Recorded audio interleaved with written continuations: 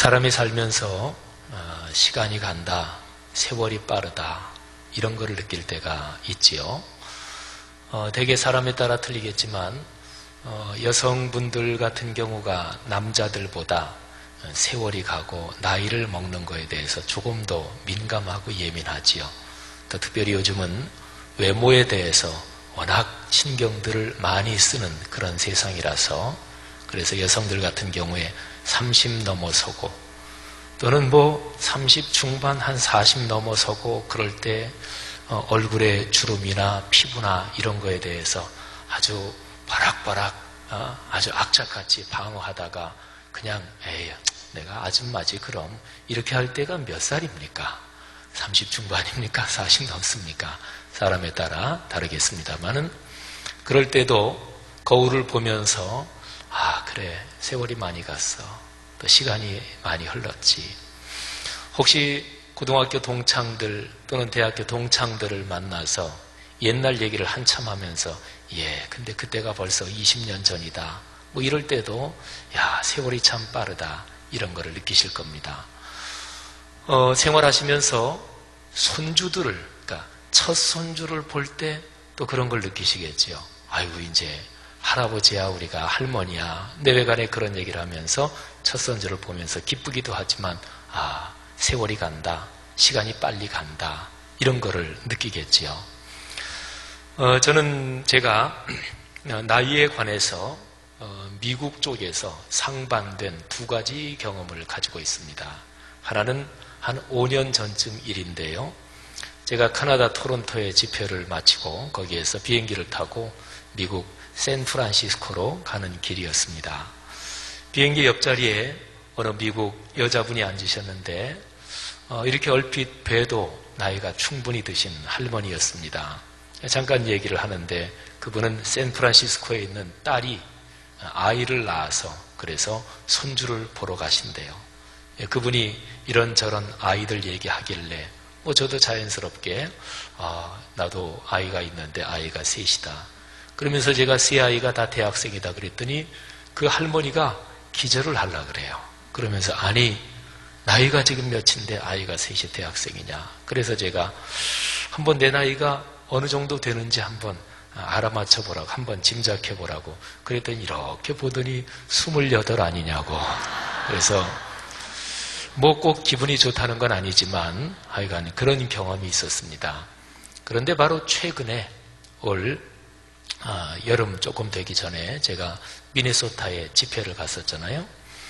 근데 저를 초청한 교회 담임 목사님이 딸이 둘이에요. 큰애가 이제 초등학생이고 그리고 작은 아이가 6살인가 되는데 한 번은 그 목사님 집에 식사 초대를 받아서 갔습니다. 근데 그 6살짜리 유치원 다니는 아주 이쁜 여자아이인데 그 아이가 뭘 이렇게 그리고 있어요. 그래서 제가 이렇게 참견을 좀 하느라고 아유 이쁘게 잘도 그리네, 이게 무슨 그림이야. 그랬더니 그 아이가 신이 나서 할아버지 이건 뭐고 그러는 거예요. 제가 그런 얘기는 처음 들었거든요. 그래서 제가 그 아이한테 나 할아버지 아니야 이러기도 뭐하고, 그래서 제가 그 아이 말을 받아가지고 그래 목사님은 말이지 목사님은 그랬어요. 그런데 그 아이는 계속 할아버지 이건 이렇고 할아버지 그러는 거예요. 그래서 제가 가만히 생각하다가 그렇지, 그 유치원 다니는 아이한테는 내가 할아버지로 보이겠지, 이런 생각을 했습니다. 이게 꼭 기분이 나쁘다는 얘기는 아니에요. 어쨌든 그런 일이 있었습니다. 사람은요 시간이 흐른다, 세월이 간다, 그런 거를 살다가 문득 갑자기 느낄 때가 있습니다. 한 해가 지나갈 때도 그렇잖아요. 2011년 중반이 지나가고 7월이 되면 누구나 다 한 해의 절반이 넘어가면 아이고 올해 시작한 지 엊그제 같은데 벌써 절반이 지났네. 한 해 연말쯤 가면 누구나 다 또 그런 생각 들잖아요. 아우 벌써 한 해가 다 지나갔어. 그리고 또 한 살 먹는구나. 세월이 빠르기도 해. 이런 생각이 들지요. 제가 지금 시간, 세월의 흐름에 대해서 말씀을 드렸습니다. 근데 조금 더 중후한 단어를 한번 생각해 보십시다. 그러니까 역사가 흐른다, 역사가 간다. 제가 좀 무드 잡고 얘기했는데 뭔가 좀 이건 다른 거죠. 단어 자체만 머리에 떠올려도 시간이 흐르고 세월이 간다 이거하고 역사가 흐른다 이거는 의미가 다릅니다. 이게 어떤 차이가 있을까요? 객관적으로 그 단어 자체에서 오는 차이도 있지만 우리가 느끼는 뉘앙스 차이도 아주 커요. 한번 설명을 하다 보면 이런 겁니다. 시간이 흐른다, 세월이 간다 이거는 비교적 개인의 인생사에서 나이가 먹는다든지 옛날을 회상한다든지 또 가족 사이의 흐름에서 뭐 이런저런 옛날 일을 떠올리고 애들이 크는 걸 보면서 그러면서 이제 쓰는 표현이 시간이 빠르기도 해. 세월이 언제 갔는지 몰라. 이렇게 얘기하는 거지요. 근데 역사가 흐른다? 그거는 뭐 개인이 나이 먹은 걸 두고서 역사가 흘렀어. 그렇게는 보통 안 쓰죠. 그러니까 역사가 흐른다 그러면 조금은 더 넓은 범위에서 어떤 큰 사회 집단이라든지 아니면은 한 국가라든지 아니면은 커다랗게 전 세계적으로 또는 유럽을 무대로 아시아 전체를 무대로 이런 식으로 해서 거기에 어떤 중요한 변화가 있고 한 시대에서 한 국면에서 다른 시대로 넘어간다든지 그럴 때 우리는 역사가 흐른다 이런 느낌을 갖고 또 그런 말을 씁니다. 그런데 역사가 흐른다는 걸 우리가 이렇게 살아가는 사람들은 언제 그거를 퍽 하고 느끼는 것일까요? 여러분은 어떠십니까? 어떨 때 역사가 흐른다 이런 느낌을 갖습니까? 우리나라 근대 정치사에서 보면 박정희 대통령이 참 오래 대통령직에 있었습니다. 그분에 대한 호불호가 있고 공과가 있지만 어쨌든 그냥 객관적으로 오랫동안 대통령직에 있었으니까 그분이 쭉 대통령직에 있다가 세상을 떠나고 그리고 이게 바뀔 때 그렇게 오래도 대통령이 있던 분도 이제 끝나고 이제 세상을 떠나고 그러면서 새로운 시대가 어떤 긴 한 시대가 끝나고 다음 시대가 되는 거죠. 그때 그런 거를 역사가 흐르는구나 이렇게 느낄 수가 있는 것이고 우리나라 정치 얘기했으니까 그저 유명한 얘기 하나 더 하면 이른바 저 유명한 삼김씨 그 삼김씨 정치적인 대단한 보스들도 정치의 무대에서 그분들도 퇴장하는구나 뭐 이렇게 되면 역사가 흐르고 시대가 바뀌지 이런 생각이 드는 거죠. 유럽으로 말하면 유럽연합 거기에 연관된 거를 사람들이 생각하면서는 적어도 한 20, 30년 이렇게 생각하면 역사가 흐르지 역사가 바뀌는구나 이런 얘기를 할 것입니다. 그런 거예요. 그런데요 역사가 흐른다 역사가 새로운 시대로 넘어간다 그런 거를 우리 개인이 제일 퍽 하고 느끼는 거는 큰 인물이 세상을 떠날 때 그때 우리는 그런 걸 느껴요. 역사가 흐르는구나. 며칠 전에 하용조 목사님이 세상을 떠나셨어요. 소천하셨습니다. 하용조 목사님 참 한국교회 큰 인물이시지요. 재작년에 김준곤 목사님이 세상을 떠나셨어요. 그리고 작년에 옥하는 목사님이 세상을 떠나셨고 제가 지금 말씀드린 이 세 분은 한국교회 워낙 저명하게 알려지신 분들이고 또 참 존경받는 분들이고 근데 알려지지 않은 분들 중에서도 우리 교계 지도자들로 우선 범위를 국한시켜 보더라도 알려지지 않은 분들 중에서도 큰 인물, 훌륭한 분들도 목회자나 장로님이나 할 거 없이 많이 계시지요. 근데 어쨌든 우리가 편하게 얼른 아실 수 있는 분들 중에서 근자에 하나님의 부르심을 받은 우리 기독교 탁월한 리더들이 그렇습니다. 하용조 목사님 천국 환송 예배 제가 참석했습니다. 참석해서 그 천국 환송 예배, 발인 예배 내내 마음속에 그런 생각을 했어요. 역사가 흐르는구나. 그 생각을 했습니다. 이동원 목사님이 설교를 하셨는데 저도 참으로 좋아하는 구절 창세기 49장 22절을 본문으로 발인 예배 설교를 하셨습니다. 요셉은 무성한 가지 그 샘 곁의 무성한 가지라 그 가지가 담을 넘었도다.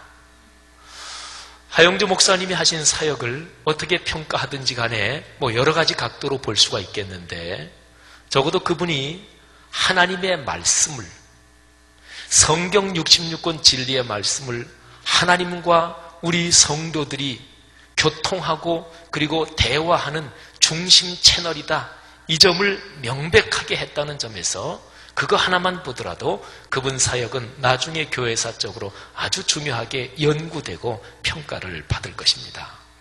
하여튼 예배 내내 가만히 있으면서 그런 생각을 했어요. 역사가 흐르는구나. 모세가 그런 인물이었습니다. 여러분, 모세가 세상을 떠날 때 그때의 이스라엘 전체 백성들은 그런 느낌을 아주 강하게 가졌을 것입니다. 모세는 40년 동안 이스라엘 백성의 지도자였습니다. 그리고 성경은 모세 이후에는 모세와 같은 선지자가 일어남이 없다, 일어나지 않는다, 이렇게까지 못을 받고 있으니까 이 모세의 리더십이 얼마나 출중하고 또 특별한 것인가 하는 것을 우리가 알 수가 있지요. 그 모세가 40년 동안 이스라엘 백성을 이끈 뒤에 오늘 여기 성경 제가 34장 중간에서 본문을 택했습니다마는 34장 1절부터 12절까지 신명기를 끝내는 맨 마지막 장이 그렇게 길지 않은데 여기에 보면 모세의 소천, 모세의 죽음이 바로 주제입니다. 1절부터 4절에 보면 모세가 하나님의 명령을 받아서 요단강 건너가기 그 전 이 요단강 동편의 모압 평지 거기에 쭉 올라있는 산 느보산에 올라갑니다. 느보산 그 산지 중에서도 비스가산 꼭대기로 올라갑니다. 하나님께서 모세에게 약속의 땅을 보여주십니다. 1절부터 4절에 보면 보이신다 하는 그 단어가 3번 나옵니다. 비스가산 꼭대기에 올라갔습니다. 여호와께서 길르앗 온 땅을 단까지 보이시고, 이거는 주로 젖과 꿀이 흐르는 하나님의 약속의 땅, 주로 북쪽 지역을 쭉 보여주셨다, 그런 것을 뜻합니다. 그 다음에 계속해서 이어지기를 온 납달리와 에브라임과 므낫세의 땅과 서해까지의 유다 온 땅과 네겝과 종려나무의 성읍 여리고 골짜기 평지를 소알까지 보이시고, 또 보이시고 그랬지요. 이거는 주로 중부 산악지대부터 시작해가지고 그리고 이쪽에 사해 쪽에 옛날 소돔 고모라 있던 쪽, 그리고 저 서편으로 계속 가서는 서해까지를 보여주신 것을 말합니다. 그 서해는 지중해를 말합니다. 그리고 또 4절 말씀 거기에 보면은 여호와께서 그에게 이르시되 내가 아브라함과 이삭과 야곱에게 맹세하여 그의 후손에게 주리라 한 땅이다. 그러니까 북부부터 중부 또 남부에 이르기까지 쭉 그 땅을 전부 다 보여주셨어요. 내가 내 눈으로 그거를 보게 했다. 그런데 너는 거기 들어가지는 못한다. 사랑하시는 여러분, 이런 질문을 던져보십시다. 모세는 무엇을 보았습니까? 모세가 무엇을 보았던 것일까요? 하나님께서 비스가산 꼭대기에서 약속의 땅을 북쪽부터 남쪽 끝까지, 또 지금 동쪽에서 서쪽을 바라보니까 서쪽 땅의 끝까지, 지중해 그쪽까지 보여주셨다. 이거는 육신의 눈으로 보여주셨다는 얘기는 아닙니다. 비스가산 꼭대기에 서서 저 지중해까지 당연한 일이지만 보일 리가 없고 보이지 않습니다. 하나님이 모세에게 믿음의 눈으로, 영의 눈으로 볼 수 있도록 약속의 땅을 보여주신 거예요. 여러분, 출중한 리더라고 하면 거의 모든 리더에게 공통점이 이것입니다. 가시적인 현상적으로 보이는 것만 보이는 게 아니라 하나님에게 사로잡힌 리더들은 정신과 영혼의 눈으로 무엇을 봅니다. 꿈을 보고 비전을 보고 아직까지 이루어지지는 않았지만 나중에 육신의 눈으로 보도록 나타날 것에 대해서 미리 봅니다. 마음의 눈 그리고 영의 눈으로 보는 거죠. 김준건 목사님, 옥하는 목사님, 하영조 목사님 다 그런 분들입니다. 하영조 목사님은 무엇을 보았던 것일까요? 그러길래 간암에 걸려서 7번이나 수술을 받고 일주일에 3번씩이나 투석을 받으면서도 투석하면서 링게를 꽂고 그러면서 교역자들을 불러서 거기에서 회의를 했던 것일까요? 일본에 치료받으러 쉬러 갔다가 일본의 영적 상황을 보고 그리고서 한류를 선용해서 복음을 전해야 되겠다 하고 러브 소나타 큰 프로젝트를 구성해서 그래서 일본 전역을 돌면서 복음을 전하고 중간에 하도 이게 체력이 받쳐주지 않으니까 중간에 하다가 다운돼 가지고 도무지 더 설교를 못하니까 이동훈 목사님한테 급히 연락해서 와서 내 대신 설교 좀 하라고 그렇게까지 그분을 이끌고 갔던 그것은 무엇일까요? 무엇을 보았길래 그랬을까요? 그러니까 리더는 꿈을 보는 거예요. 비전을 보는 거예요. 적어도 이 점에서 남보다 더 보지 못하면 그 사람은 리더가 아닙니다. 모세는 무엇을 보았을까요? 모세는 자기가 본 거기에 자기의 삶을 걸었습니다. 모세는 무엇을 보았고 무엇에 자기의 삶을 걸었을까요? 모세가 본 것 그리고 삶을 거기에 건 그것은 모세가 맨 마지막에 세상을 떠날 때 했던 세 가지 일을 보면 잘 나타납니다. 사람이요, 인생길을 걸어가며 살면서 그냥 눈 앞만 바라보고 살고 그저 당장 육신의 피부에 다가오는 돈, 내 명예, 내 자존심, 내 가까운 사람 그저 챙기고 이렇게 사는 사람들 말고요. 적어도 꿈을 보고 비전을 보고 사는 사람은 자기가 죽을 때를 어느 정도 예감하기도 한다 그러지요.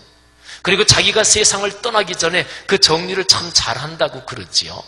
동서양을 막론하고 아주 훌륭한 분들은 내가 세상을 떠날 때가 됐다 이런 거를 감지하기도 한다고 합니다.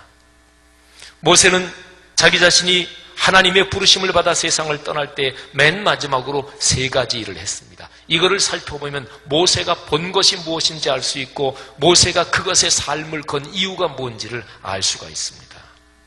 모세는 세상을 떠나기 전에 제일 첫 번째로 자기 후임자 여호수아에게 안수하면서 자기가 가졌던 리더십을 넘겨줬습니다. 그런데 그때 모세는 이런 당부를 했습니다. 말씀을 붙잡아라. 말씀을 붙잡고 걸어가야 그래야 가능한 길이다. 오로지 진리의 말씀 그것만을 최고의 기준으로 삼고 거기에 순종해라. 이게 모세가 리더십을 넘겨주면서 한 말이었습니다. 두 번째로 후임자 여호수아를 주변에서 서포팅하고 받드는 소수의 탑 리더들, 그러니까 제사장들하고 백성의 장로들을 모아서 또 한 가지 일을 했는데 그들에겐 이렇게 얘기했습니다. 하나님께 받은 기록된 율법을 넘겨주면서 명령하기를 7년마다 꼭 모든 백성 어린아이까지 다 모이게 하고 나그네들 종들 할 거 없이 모든 사람을 다 모이게 해서 7년마다 한 번씩 초막절에 율법의 모든 말씀을 다 읽어주고 다 듣게 해라. 당연한 일이지만 문화적으로 인쇄술이나 또는 기록이 발달하지 않은 그 시대에 책은 개인이 갖고 있는 물건이 아니었습니다. 지도자들에게 모세가 당부한 것은 그것입니다. 너희가 하나님의 거룩한 진리의 말씀 그거를 중심으로 받들고 그래서 리더십을 행사해야 된다 그런 거지요. 그렇게 여호수아 지도자를 서포팅해야 된다 그런 거지요. 세 번째로 모세가 한 일은 전체 이스라엘 백성에게 연관된 일입니다. 모세는 신명기 32장에 나오는 그 내용, 그게 원래 모세가 노래로 만들어서 이스라엘 백성한테 부르게 한 것입니다. 그는 모세의 아이디어가 아니었습니다. 그는 하나님의 명령사항이었습니다. 이 말씀으로 노래를 만들어서 백성이 부르게 해라. 그러니까 이스라엘 백성 전체 남녀노소 할 거 없이 누구나 부르는 노래를 통해서 하나님의 말씀을 잊지 않게 하고 말씀에 순종해야 복을 받는다. 그거를 노래를 부르게 한 거예요. 32장 내용의 핵심은 그거예요. 하나님의 진리의 말씀, 그 말씀을 지켜 살면 축복이요. 그 말씀을 버리고 우상을 숭배하면 그러면 저주요. 그리고 망하는 것이다. 그러니까 말씀이 삶으로 이어지면 축복이요. 말씀하고 삶하고 따로따로 놀면 그거는 약속의 땅에 들어가서 망하고 약속의 땅에서 다시 쫓겨난다. 이게 32장의 핵심입니다. 모세는 그 세 가지를 하고 그리고 하늘나라로 하나님의 부르심을 받습니다. 모세가 한 세 가지에서 공통점이 있지요. 하나님의 말씀이 삶으로 이어져야 한다. 그런 것이었습니다. 사랑하신 여러분, 사람이 자기가 보인다고 보이는 걸 자기가 다 하는 건 아닙니다. 자기의 당대에 내가 그 직책에 있을 때 자기가 다 할 수 있는 것도 아니에요. 내 참된 지도자는 자기가 정신과 영혼으로 본 것을 끝까지 붙잡고 그리고 그것을 남깁니다. 사람이 죽어서 이름을 남긴다 그러지요. 그것도 그런 의미를 담고 있다고 볼 수가 있습니다. 자기가 본 것, 그 꿈과 비전을 남기는 거예요. 그리고 그거를 넘겨주는 거예요. 그리고 후배들은 그 다음 사람은 그것을 넘겨받아서 또 뛰는 거예요. 그렇게 해서 역사는 흐르는 것입니다. 5절, 6절 말씀에 보면 모세가 장사되었다 하는 표현이 나와요. 여호와의 말씀대로 모압 땅에서 죽었습니다. 벳볼 맞은편 모압 땅에 있는 골짜기에 장사되었다. 근데 6절 마지막에 보면 아주 특이한 표현이 있어요. 오늘까지 그의 묻힌 곳을 아는 자가 없다. 왜 모세의 무덤이 어디 있는지 모를까요? 여러분, 그 뒤에 7, 8절 보면은 모세를 위해서 30일을 애곡했습니다. 말하자면 거대하게 장례식을 치렀어요. 그러면 그 사람의 무덤이 있는 곳을 모를 까닭이 없습니다. 근데 모세의 무덤을 묻힌 곳을 아는 자가 없다 그랬습니다. 그건 이런 겁니다. 의도적으로 모세의 무덤이 어디 있는지 그거를 알리지 않은 거예요. 모세의 철저한 유언 또는 의도적인 장치를 통해서 무덤을 숨긴 거예요. 어떻게 했을까요? 구체적인 방법은 성경에 나오지 않지만 조금 한번 상상을 해보세요. 어떻게 했을까요? 한번 이런 생각을 해봤어요. 성대하게 장례식을 치르고, 그러니까 발인 예배, 천국 환송 예배지요. 그리고 거기에서 장지로 가는 길은 제일 최소한의 인원이 갔을 것 같아요. 모세 그 중심의 여호수아라든지 그런 제사장들 몇하고 최소 인원이 갔을 거예요. 그리고 거기에다가 무덤에다가 묻었습니다. 그리고 나서 이 여호수아를 비롯해서 최소 인원 그 사람들이 이 장소에 대한 거는 죽을 때까지 발설하지 말아라. 되게요, 무슨 일을 하다가 이거는 꼭 비밀이 지켜져야 된다. 그래도 그게 나가요. 나가는 이유가 뭐예요? 이거는 진짜 비밀인데 그러면서 얘기해서 나가는 거예요. 이거는 아무한테도 얘기 안 하고 당신한테만 얘기하는 건데, 교회를 비롯해서 어떤 사역이든지 신실하다는 건 그런 거예요. 절대로 공적인 이유 때문에 얘기하지 말아야 될 건 얘기하지 말아야 돼요. 내 사람의 심리가 바로 그거를 이용해서 내 편을 만들지요. 이게 공이 깨지는 거예요. 얘기 안 한다 그러면 부인한테도 얘기 안 해야 돼요. 여러분, 우리 남정네들은 알지만 부인한테 얘기 안 하는 게 얼마나 힘듭니까? 중요한 거 얘기 안 했다가 나중에 발각돼서 죽을 지경까지 될 수도 있는데 얼마나 그게 힘든 거예요. 근데 공은 사보다 앞서야 되는 거예요. 하나님의 일은 더 그런 거예요. 모세의 무덤 거기를 아무도 그때까지 알지 못했다. 이거는 유언적으로 또는 철저한 의도적인 장치를 통해서 숨긴 거예요. 이유가 무엇일까요? 우상화 방지하기 위해서, 리더십이 원만하게 이양되기 위해서, 그리고 오로지 하나님의 뜻에만 집중되기 위해서. 모세는 무엇을 남겼을까요? 모세가 하나님께 감동돼서 하나님께 받은 그 소명, 그 꿈, 비전 남기면 되는 거예요. 개인의 이름, 개인의 자존심, 개인의 업적을 남기는 게 아니에요. 그걸 방지하기 위해서 모세의 무덤을 의도적으로, 유언적으로 하나님의 뜻에 따라 숨겼다, 이렇게 봐야 될 거예요. 사랑하신 여러분, 하용조 목사님이 남기고 가신 게 참 많을 거예요. 근데 그분은 가셨고, 그리고 그분에게 감동받고 하나님이 그분을 통해서 주변 사람들에게 나누어 줬던 것을, 그 꿈과 비전이 또 이어질 것입니다. 그렇게 되겠지요. 사랑하신 여러분, 꿈과 비전, 하나님의 뜻이 이어지는 것 말고 개인이 우상화되고 개인의 업적이 높아지고 그렇게 하더라도 어차피 역사는 흘러요. 시간 묶어둘 수 있어요? 누가 세월을 막아놓을 수 있어요? 그렇지 안 됩니다. 어차피 역사는 흘러요. 그런데 하나님의 거룩한 뜻, 하나님의 거룩한 말씀, 그거를 중심으로 거기에 순종하지 않을 때 어차피 역사는 흐르는데, 그런데 거기에 있는 사람이 손해봐요. 사람이 손해봐요. 물이 흐르는 대로 거기에 몸을 맡기는 게 신나지, 거기에 거스르고 하는 게 얼마나 힘들어요. 그런 것입니다. 7절 8절에 보면 모세가 죽을 때 나이가 120이었습니다. 눈이 흐리지 않았습니다. 기력이 쇠하지 않았습니다. 그리고 8절 말씀에 보면은 모세를 위해서 30일 동안 애곡했습니다. 사람이 되게 나이가 좀 드시면 노후 걱정을 하시잖아요. 하긴 요즘은 나이 들어서가 아니라 직장에 젊은 사람이 처음에 딱 취업하는 때부터 노후 준비를 해야 된다. 관련 업종에서 그렇게들 난리를 칩니다마는 어쨌든 어느 정도 나이가 들면 사람은 노후 걱정을 합니다. 은퇴 후 걱정을 합니다. 사후에 대해서 생각을 합니다. 후자가 들어가는 3가지 단어를 제가 말씀을 드렸어요. 노후, 은퇴 후, 사후. 그런데 모세는 그런 게 없었던 것 같아요. 끝까지 걸어갔습니다. 그거를 상징하는 표현이 눈이 흐리지 않았고 기력이 쇠하지 않았다, 그런 것입니다.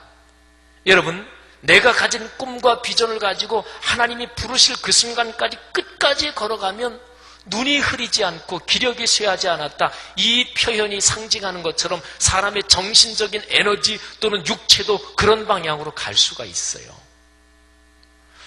하용조 목사님한테는 아주 유명한 일화들이 많아요. 물론 그분이 워낙 많이 알려지고 그랬기 때문에도 그러겠지만, 병원에서 링게를 꽂고도 그러고서 부교육자들 불러가지고 거기서 회의하면서 사역을 지시하고, 치료받으러 온 일본에서 거기에서 일본의 영적 상태를 보면서 또 일본의 복음을 전해야 되겠다 그래서 러브 소나타를 기획을 해서 일본 전도를 하고 그런 분이에요. 이동원 목사님이 설교를 하시면서 그런 얘기를 해요. 천국이 걱정이라고 그래요. 하용조 목사님이 가셨으니까. 온누리교회가 별명이 있어요. 온난리교회입니다. 워낙 그냥 이런저런 사역이 많아가지고 하여튼 하나님의 일을 위해서 난리가 난 교회. 근데 이동원 목사님이 천국이 걱정이래요. 하용조 목사님 그분이 가셨으니까 먼저 가서 편히 쉬고 계시는 옥하는 목사님이나 이런 분들 또 그냥 얘기해가지고 이런 거 저런 거 하자고 천국이 상당히 이게 난리가 났을 거라고. 근데 더 걱정은 예수님한테도 그렇게 설득할까봐 걱정이래요. 예수님한테, 예수님, 주님, 이거 해야 됩니다. 워낙 아이디어가 많으신 분이니까. 근데 이동원 목사님이 하시는 얘기가, 예수님이 얘기를 다 듣고서 빙그레 웃으시면서 이렇게 말씀하실 거래요. 여기는 내가 알아서 할게. 그냥 끝까지 하나님이 당신 앞으로 이렇게 불러가시는 그 순간까지 노후, 은퇴 후, 사후 이런 걱정 하나도 않고 하나님이 주신 꿈과 하나님이 주신 비전을 늘 현재 진행형으로 그렇게 걸어갔습니다. 모세가 그랬어요. 그러니까 흐리지 않고 쇠하지 않았죠. 사랑하신 여러분, 그런데 그래도 사람은 가는 거예요. 사람은 가지만 하나님의 역사는 계속해서 흐릅니다. 9절 말씀에 보면 모든 인간 집단이, 모든 인간의 조직, 그 조직이 잘되고 번창하고 부흥하기를 바라는 그런 마음을 가진 사람들이 간절히 바라는 로망, 간절히 바라는 그 이상향이 9절에 있어요. 리더십 이양에 대한 거예요. 모세가 눈의 아들 여호수아에게 안수했습니다. 모세는 무엇을 안수하면서 준 것일까요? 자기 권위를 준 것일까요? 모세가 세워놓은 업적을 넘겨주신 것일까요? 무엇을 넘겨주신 것일까요? 모세는 자기의 걸 넘겨준 게 아니에요. 모세가 눈의 아들 여호수아에게 안수하였으므로 그랬는데 그 뒤에 나오는 표현이 그때의 여호수아에게 지혜의 영이 충만했다 그랬습니다. 하나님의 영입니다. 말씀의 영입니다. 하나님의 거룩한 영이 충만합니다. 그러니까 모세는 공인으로서 위임받은 사역자로서 자기의 업적과 자기의 능력을 넘겨준 게 아니에요. 하나님이 나에게 맡기셔서 오늘 여기까지 걸어온 그 하나님의 거룩한 위임을 이제 하나님께서 내게 주신다, 그런 거예요. 그래서 모세가 여호수아에게 안수했을 때 전에 40년 전에 모세에게 역사하셨던 지혜의 영, 모세에게 강하게 활동하셨던 하나님의 거룩한 영, 하나님의 임재와 현존이 바로 여호수아에게 강하게 작동하기 시작했던 거예요. 그래서 이스라엘 자손이 여호와께서 모세에게 명령하신 대로 여호수아의 말에 순종했습니다. 그러지요. 리더십 이양이 제대로 돼야 역사가 멋지게 흐릅니다. 정부 조직이나 교회나 사회단체나 기업이나 가정이나 다 마찬가지입니다. 무슨 조그만 모임도 다 마찬가지. 동네 분야에 할 것 없이 다 마찬가지. 문제가 어디서 생겨요? 리더십이 넘어갈 때 문제가 생기는 거예요. 리더십이 아름답게 이양돼야 돼요. 모든 직분 맡은 사람은 교회나 국가나 동네 분야회를 비롯해서 친목회를 비롯해서 모든 인간 조직의 직책을 맡은 사람은 그 직책이 사적인 게 아니라 공적인 것임을 깨달아야 합니다. 사적인 것이 아닙니다. 그건 공적인 것입니다. 그래서 어느 조직이든 물러난 사람이 현직에 있는 사람을 쥐고 흔들면 그거는 나쁜 거예요. 물러난 사람은 자문력은 할 수 있어도 결정은 현직에 있는 사람이 하는 거예요. 비선 조직이 활동하기 시작하면 그건 그 조직이 병들기 시작하는 조짐이에요. 공이 사로 바뀌고 그러는 조짐이 거기서 나타나는 거예요. 리더십이 아름답게 이양돼야 합니다. 그래야 역사가 멋지게 제대로 흐르는 거예요.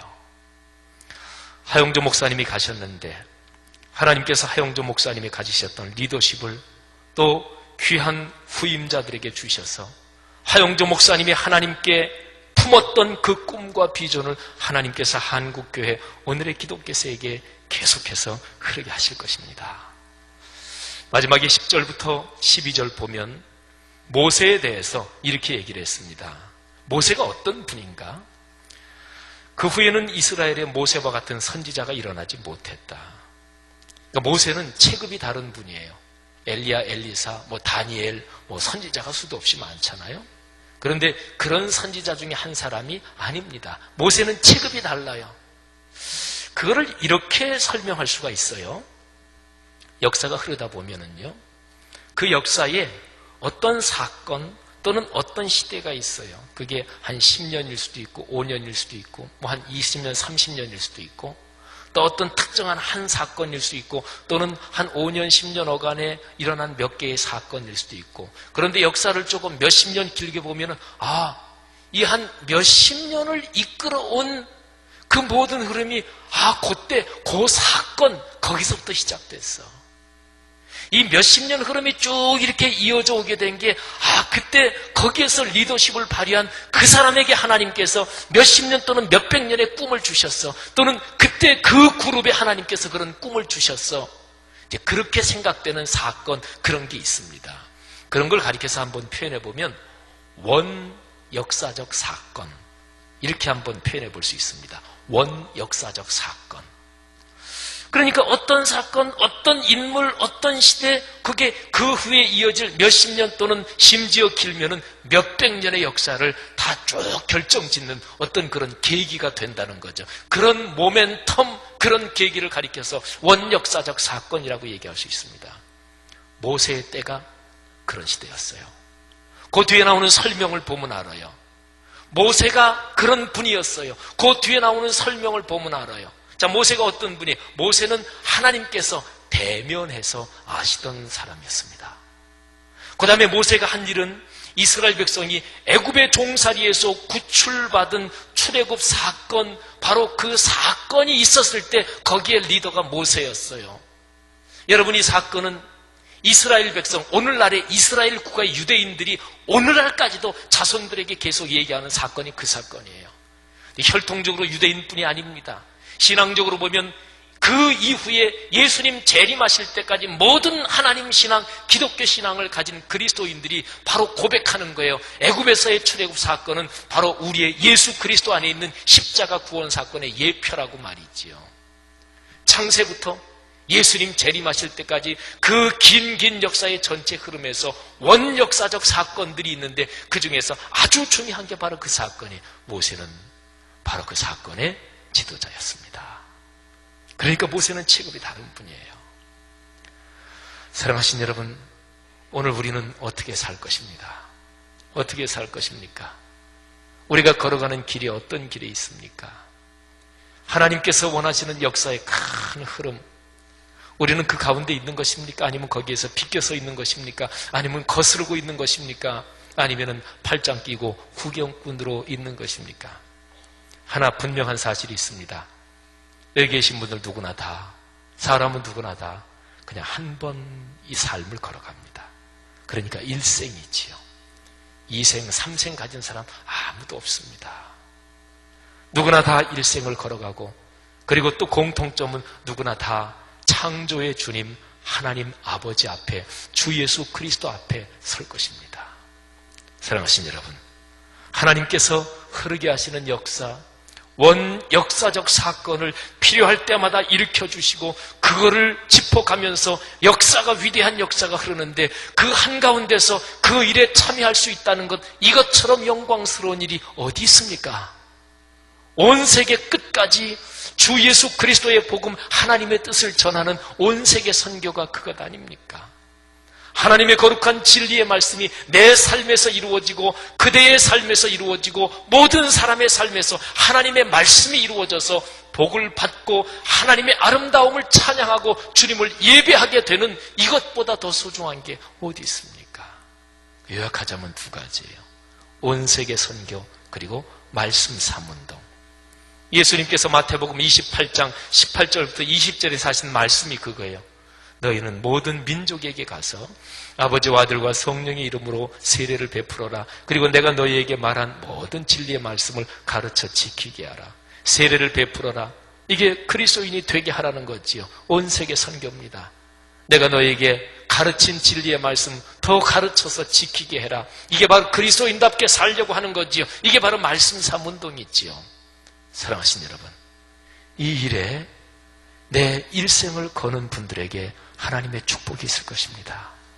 이 일에 가정과 가문, 내 직장과 사업을 거는 사람들에게 하나님께서 가문 대대로 번창하게 해주신다고 성경은 명확하게 약속하고 있습니다. 성도 여러분들이요, 하나님의 거룩한 일에 여러분의 삶을 거시기를 권면드립니다. 어떻게 살아도 일생인데요, 내가 이 중심적인 역사의 흐름, 거기에 참여하기 별로 원치 않아서, 그래서 내가 가진 지혜로 그렇게 꾸려가서 내 인생이 잘 걸어간 것 같아도 나중에 천국 가서 2대나 3대, 4대 몇 대만 보면 그때 결판 날 거예요. 그때 알 거예요. 절대로 다른 길은 없습니다. 창조주 하나님께서 우리에게 맡기신, 위임하신 이 위대한 역사, 원역사의 사건들이 발생하는 그 한가운데 서서 여러분의 삶이 복되시기를 주님의 이름으로 축원합니다. 나중에 20년, 30년 또는 여기 있는 모든 분들이 다 천국에 가셨을 때, 나중에 50년, 100년 뒤에 역사가 평가할 때 성락성결교회가 말씀 성전에, 그 새 성전에 들어가서 초기에 몇 년 어간에 거기에서 일어난 어떤 사건이, 거기에서 있었던 어떤 집회가, 거기에서 있었던 어떤 하나님의 은혜가 그 이후에 50년, 100년을 끌어가는 원역사적 사건이 됐고, 그때의 원역사적 사건, 그 시대에 그 중심에 누가 서 있었더라, 이것처럼 영광스러운 일이 어디 있습니까? 사랑하신 여러분, 이런 축복의 기회 꼭 붙잡으시고, 그리고 하나님께서 우리에게 당부하신 이 소명, 내 삶 다가도록 이 일에 헌신하며 인생길 걸으시기를 주님의 이름으로 축복합니다. 기도하십시다.